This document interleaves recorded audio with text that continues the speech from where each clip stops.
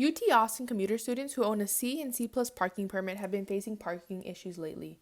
In spring 2022, several lots located in East Campus, which allow for C and C plus permit holders to park there, were closed down for construction of graduate housing. In turn, 300 plus parking spaces were lost, which left many permit holder students frustrated with the limited availability of parking spaces, among other changes that have been brought on by these lot closures. It's like really difficult to find a spot if you're not here early in the morning. Typically you have to park somewhere far and take a bus and then walk a couple miles to get to your class.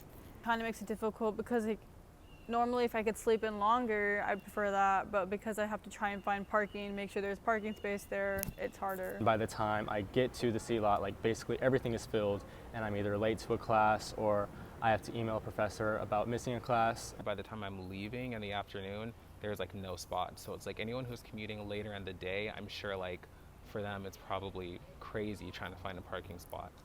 In order to see the other side of this issue, Blanca Gomez, Director of Parking and Transportation, gave her insight on the situation and stated what type of solutions the university recently offered due to the closures. There are master plans that do call for the East Campus to be redeveloped and redesigned, and part of that academic goal is building graduate student housing on that side of campus, which is going to impact some parking lots on campus as well.